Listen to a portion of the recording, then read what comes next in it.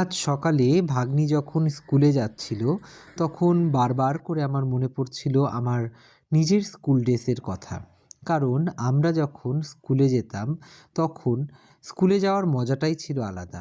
আর specially আমরা ওদের মতনই সকালবেলায় উঠে স্কুলে চলে যেতাম।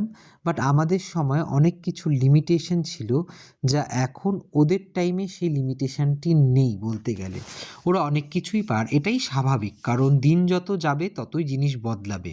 আর আমরা যদি এক্সচেঞ্জের জিনিসগুলো কি বা চেঞ্জেসের সাথে নিজেদের মানিয়ে না নিতে পারি, তাহলে আমরা কখনোই এগোতে পারবো না।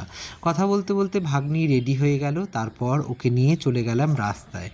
তো রাস্তায় গিয়ে ভাগ্নি আমাকে বলল জিজাজির দোকান দেখে যে বাউলি খাবে। আমি ওকে বললাম ঠিক আছে, তাহলে বাউলি কিনে দিই। তো জিজাজির দোকান থেকে বাউলি কিনে দিয়ে আমি আরও দাঁড়িয়েছিলাম রাস্তায়। তখন দুটো বাস পাস হচ্ছিল।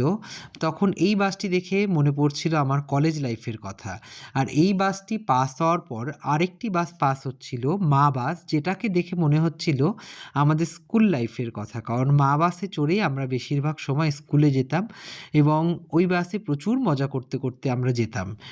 দাঁড়িয়ে রয়েছি রাস্তায়, কিন্তু তখনও ভাগ্নির স্কুল বাস আসছে না। ভাগ্নিকে তাই আমি জিজ্ঞাসা করলাম, তোমার স্কুল বাস কখন আসে? ও আমাকে বলল, মামা আর একটু পরেই চলে আসবে, তুমি একটু দাঁড়াও। তো আমি দাঁড়িয়েছিলাম আর একটু হড়বড়িও করছিলাম, কারণ আমাকে নিজেকেও অফিস যেতে হবে তার জন্য। তো কথা বলতে বলতে স্কুল বাস ভাগ্নির চলে আসলো, সেটাই আমি দেখে নিচ্ছিলাম যে কত দূরে আছে। ধীরে ধীরে স্কুল বাস আমাদের সামনে চলে আসলো। স্কুল বাসের যিনি মালিক, তিনি আমাকে জিজ্ঞাসা করছিলেন তার এটিএম কার্ড অ্যাপ্লাই করে দেওয়ার জন্য। তো আমি বললাম ঠিক আছে, তোমার এটিএমটা দেখাও। তো এটিএমটা দেখার পর দেখলাম ওর এক্সপায়ারি ডেট শেষ হয়ে গেছে। তাই ওনাকে আমি বললাম কিভাবে এটিএম অ্যাপ্লাই করবে। তা শুনে ভাগ্নিকে বাসে উঠিয়ে দিয়ে আমি সোজা রওনা দিলাম আবার বাড়ির উদ্দেশ্যে, কারণ আমাকেও তো অফিস যেতে হবে তার জন্য। আজকের ভিডিওটি এখানে এই বসে যাও। পর্যন্তই। আজকের ভিডিওটি এই পর্যন্তই। হ্যাঁ ভিডিওটি হ্যাঁ ভালো লাগলে লাইক কমেন্ট করবেন। ভালো থাকবেন, পাশে থাকবেন, সুস্থ থাকবেন।